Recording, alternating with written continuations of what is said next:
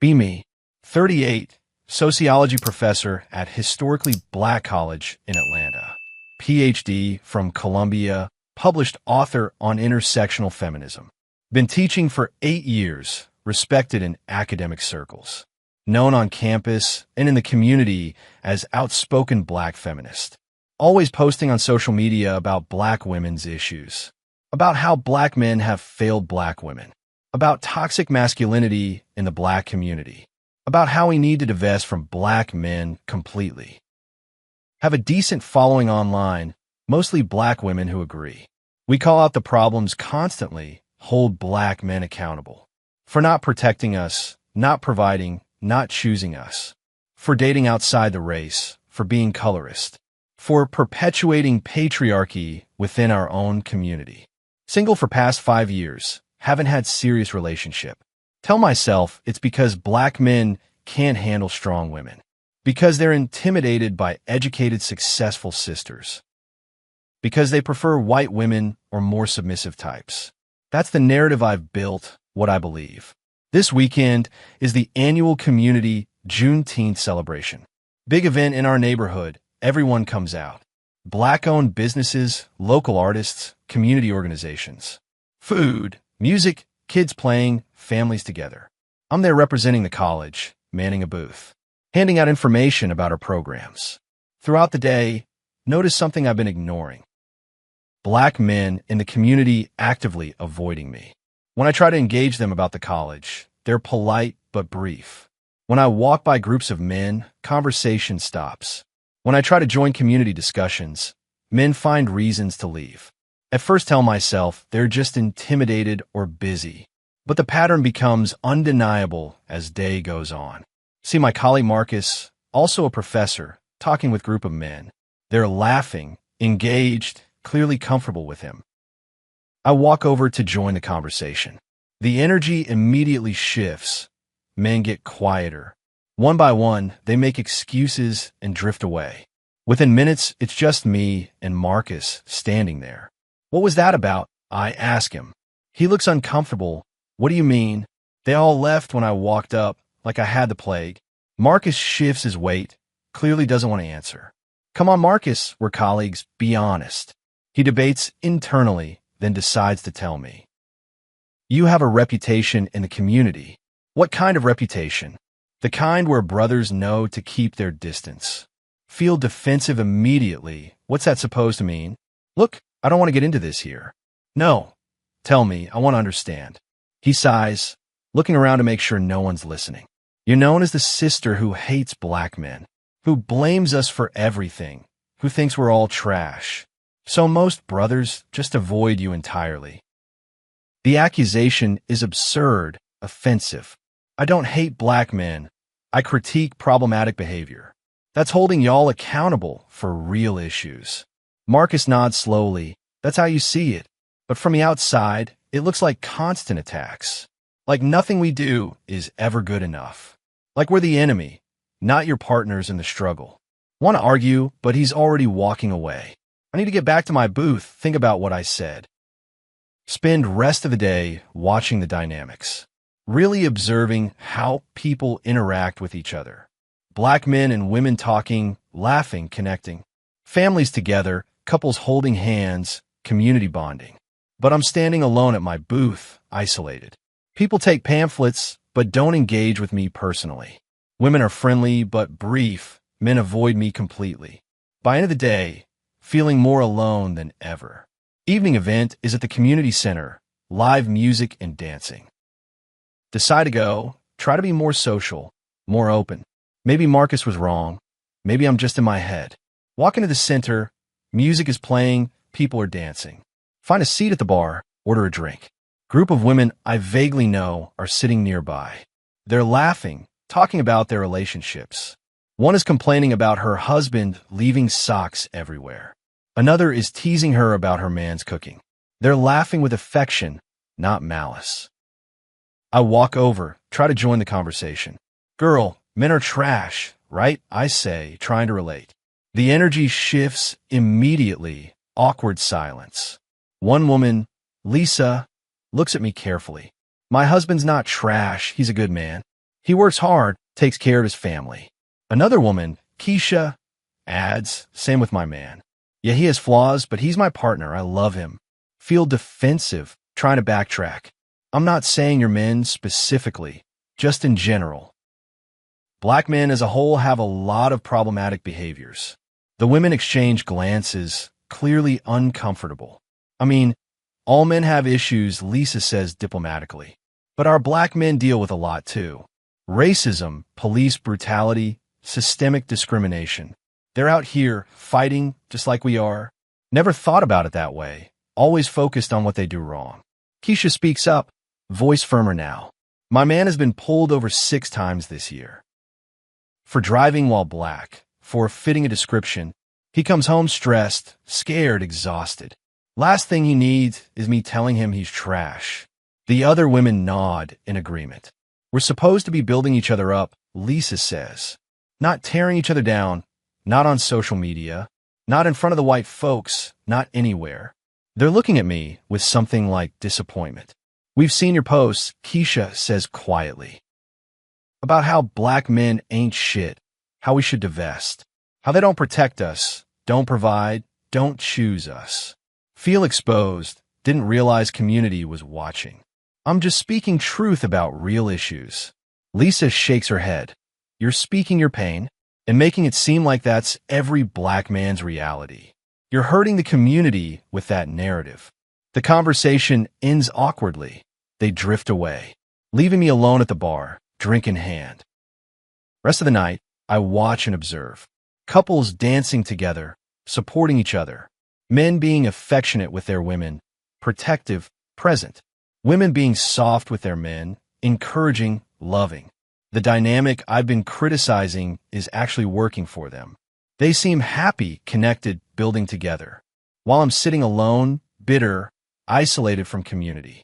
Later that night, scrolling through my own social media, really reading my posts with fresh eyes. Posts about black men dating white women, calling them traitors. Posts about black men being broke, calling them dusties. Posts about black men's toxic masculinity, calling them dangers. Posts about divesting from black men entirely. Hundreds of posts over the years, all negative. All focused on what black men do wrong. Never what they do right. Never their struggles. Never their humanity, just their failures. Look at the comments, my followers eating it up. Yes, sis, tell them. Black men are trash. We deserve better. An echo chamber of anger and disappointment. Of hurt black women tearing down hurt black men. Instead of healing together. Next morning, Sunday, decide to go to church. Haven't been in months, but need something. Need perspective. Need community. Need something beyond my anger. Walk into the church where I grew up, my grandmother's church. See familiar faces, people who knew me as a child. The pastor is Brother Williams, been there 30 years. His sermon today is about unity in the black community, about how we need each other to survive, about how division helps our oppressors, not us. The enemy wants us fighting each other, he preaches, wants black men and women divided and angry. Because together we're powerful, together we're unstoppable. But apart, we're vulnerable, we're weak. His words hit different today after yesterday's experiences. I see sisters online tearing down their brothers. I see brothers giving up on their sisters. I see us destroying each other while the system watches. And I weep for us. I weep for what we're losing. Feel tears starting, his words cutting through my defenses. Our men are struggling, yes. They have work to do, but they're also hurting, also under attack, also trying to survive in a world that wants them dead. And they need their sisters beside them, not against them. After service, Pastor Williams asks to speak with me. We sit in his office, just like when I was young. Sister, I've seen your posts online. I've heard people in the community talking about you. I wanted to speak with you about it. Feel defensive, but respect him too much to argue. What have you heard? That you've become bitter toward black men. That you speak against them publicly and constantly. That you've isolated yourself from your own community. The accusations hurt because they might be true. Pastor Williams, I'm just holding them accountable for the ways they've failed black women, For colorism, for dating out, for not protecting us. He nods thoughtfully. Those are real issues. But how you address them matters. Public humiliation doesn't heal, it hardens. Constant criticism doesn't motivate, it destroys. He leans forward, speaking with gentle firmness. Tell me about your father. The question catches me off guard. What about him? He left when you were 8, didn't he? Never paid child support, barely stayed in contact. The old wound, the source of so much pain. Yes, he left, he failed us. And you've been punishing all black men for his failure ever since. The truth of it breaks something open in me. Your father was one man, with his own demons, his own struggles. But you've made his failure represent all black men. Made your pain into a weapon against your own people. Tears are flowing now, can't hold them back. They keep proving him right, though. The men I've dated, the men I've known. They all leave, they all disappoint, they all fail. Pastor Williams hands me tissues, waits patiently. Or maybe you choose men who will fail you. To confirm what you already believe. That black men are unreliable, unworthy, untrustworthy. Never considered that possibility. And maybe you push away good men. By assuming the worst, by attacking preemptively, by making them prove they're not like your father. He's right, deeply uncomfortably right. Sister, I've known you since you were a child. I baptized you, I watched you grow. You were such a sweet girl, so full of love. What happened to that girl? The question breaks me completely. She learned that black men leave. That they can't be trusted, can't be relied on. That loving them means getting hurt. Pastor Williams speaks gently but firmly. So you decided to hurt them first. To reject them before they could reject you. To tear them down before they could let you down. But sister, that's not protection, that's prison. We sit in silence while I cry. Crying for my father, for my pain, for my loneliness. Crying for the men I've hurt with my words. Crying for the community I've alienated. What do I do now? I finally ask. How do I fix this? How do I change? You start by healing yourself, your own wounds. Then you start building instead of destroying. Supporting instead of attacking. Loving your community instead of leaving it. Leave church that day with a lot to think about. Drive through my neighborhood, really looking at it. See black fathers playing with their children in parks. See black men working, providing, being present. See black couples walking together, holding hands. See black men at the barber shop, at the gym, at the store. Living their lives, trying their best, being human. Not the monsters I've made them out to be online. Not the failures I've described in my posts. Just men, flawed and struggling, but trying. Monday morning, meet with Marcus for coffee. Told him I wanted to talk about what he said. He's cautious, but agrees to be honest. Tell me the truth about my reputation. Not the polite version, the real truth. He takes a deep breath, deciding how honest to be. All right, you want the truth. In the community, you're known as the man-hater. The feminist who thinks black men are the enemy. Brothers literally warn each other to avoid you. Feel sick hearing it, but need to know. What do they say specifically? That you blame black men for everything. That you never acknowledge what we go through. That you post disrespectful things about us online. That you tell black women to divest from us. Each statement is like a punch. I'm just speaking on real issues in our community. Marcus nods. Maybe, but how you speak matters. You ever notice you only talk about what black men do wrong? Never what we do right, never what we face. Never the system that's literally designed to destroy us. He's getting emotional now, voice rising. I have a son, he's 16 years old. Every day I'm scared he won't come home. Scared he'll get shot by police, by gangs, by accident. Scared he'll end up in prison like so many of our boys. Never thought about his reality, his fear. I'm teaching him to survive in a world that hates him. Teaching him to be strong, to be careful, to be smart. And then he goes online and sees sisters like you, calling black men trash, calling us the problem, telling black women to give up on us. Marcus is crying now, not bothering to hide it. How's my son supposed to grow up with any self-worth When successful black women are telling the world he's worthless, how's he supposed to believe he can be a good man? When educated sisters are saying black men can't be good, his pain is palpable, his fear is real. Marcus, I never thought about it that way. I know you didn't, that's the problem. You're so focused on your pain, your disappointment, that you can't see ours, can't feel what we carry. We sit in heavy silence for long minutes. I'm sorry, I finally say, meaning it. I'm sorry for contributing to that narrative, for making black men into villains, for not seeing your humanity. He accepts the apology, but the damage is done. What would help? What would be different? He thinks about it carefully.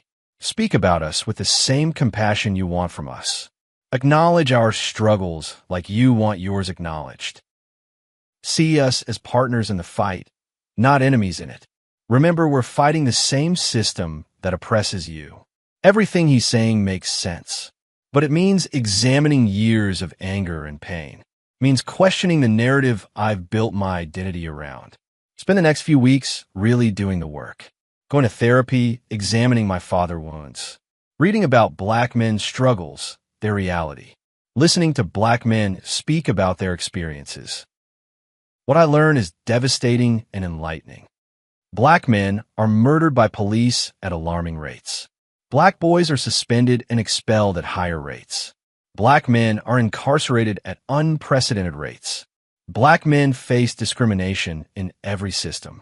And while they're dealing with all of that, successful black women like me are calling them trash online, telling the world they're not worth choosing, teaching young black women to divest from black men.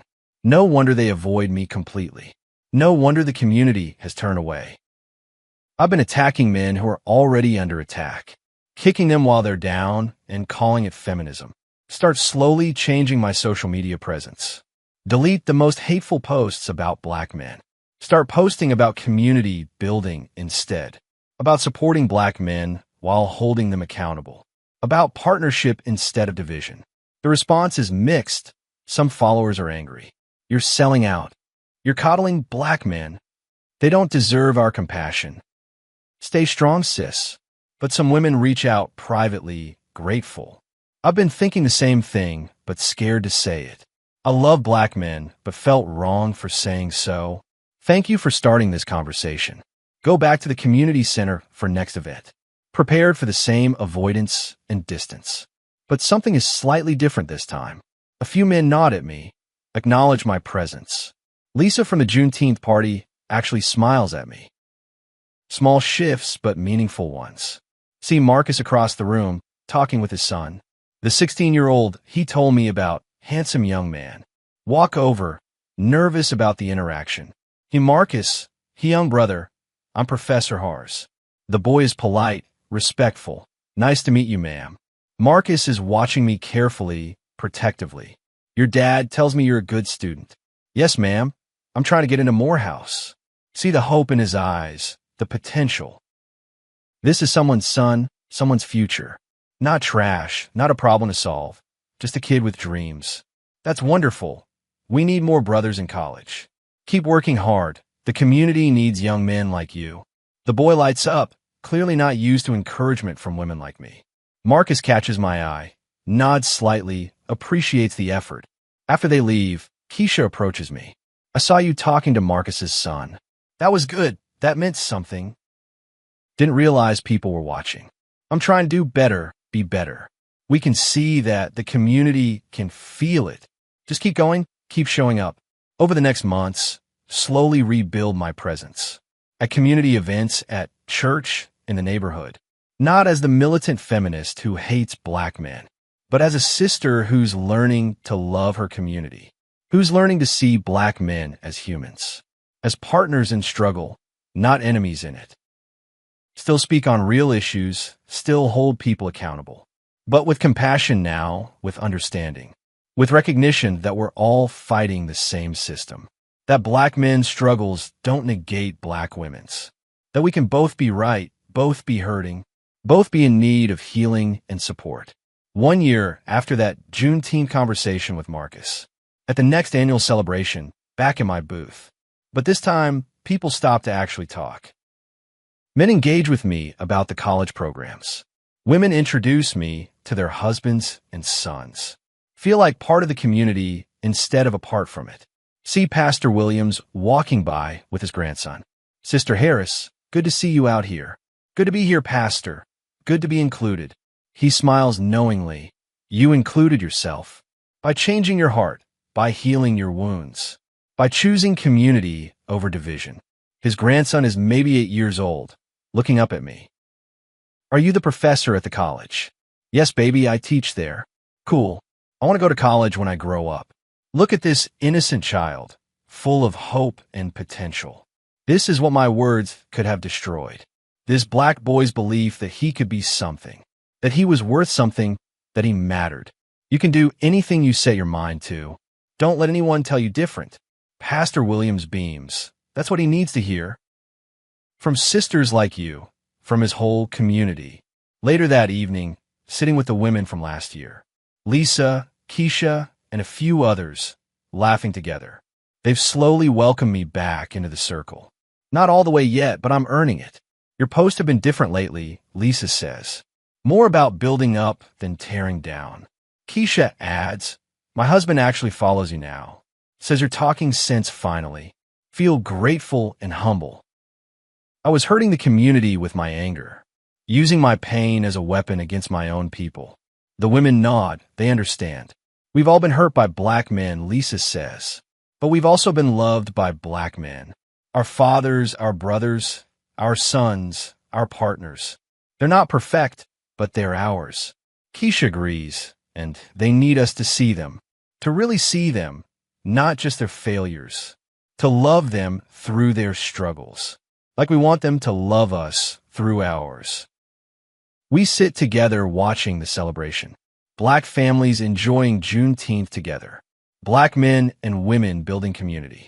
Black children growing up surrounded by love. This is what I almost left behind. What I almost destroyed with my bitterness. Marcus walks over, his son with him again. Professor Harris, my son wanted to ask you something. The boy looks nervous but determined. Ma'am, could I interview you for my college essay? About black feminism and community building. Feel honored and humbled. Of course, I'd be happy to help. Marcus smiles. Trust me with his son now. That trust means more than any academic achievement. Means I'm becoming part of the community again. Part of the solution instead of the problem. TFW black men in your community completely avoid you.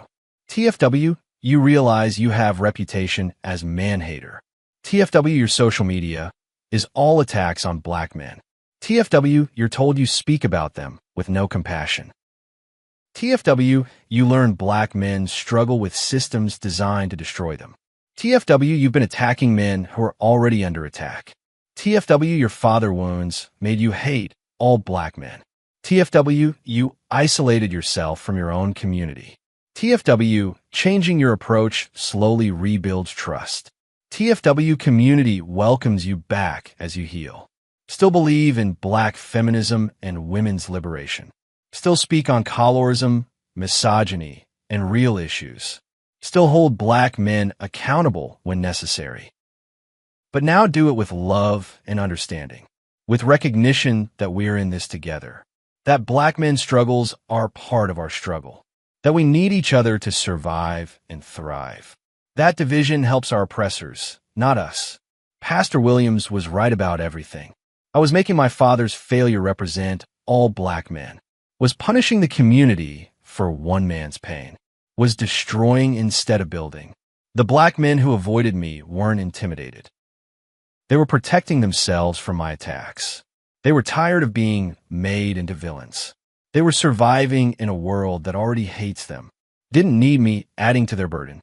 Now I use my platform differently, to build bridges instead of burning them, to support black men while still holding them accountable, to speak about our community with love, even when calling out problems. The community has slowly welcomed me back, not because I stopped being feminist, but because I stopped being hateful, stopped making black men my enemy, started seeing them as my brothers in struggle. That's what 38 years and a lot of healing taught me, that my anger was hurting my own community, that my pain was perpetuating our oppression, that my feminism was dividing us when we needed unity. Black men in my community don't avoid me anymore. They engage, they support, they partner with me, because I finally learned to see their humanity, to honor their struggles alongside my own, to love my community instead of leaving it. That's what matters at the end of the day. Not being right, but building together. Not winning arguments, but creating community. Not nursing wounds, but healing them, so we can all survive and thrive. In a world that wants us divided and conquered, together we're stronger. That's what I finally understand. That's what the community tried to teach me, what I was too bitter to hear. Until isolation forced me to listen. Better late than never. Better building than destroying. Better love than hate. That's what I choose now. What my community chose to teach me. By avoiding me until I learned. By welcoming me back when I grew. By never giving up on me, even when I gave up on them.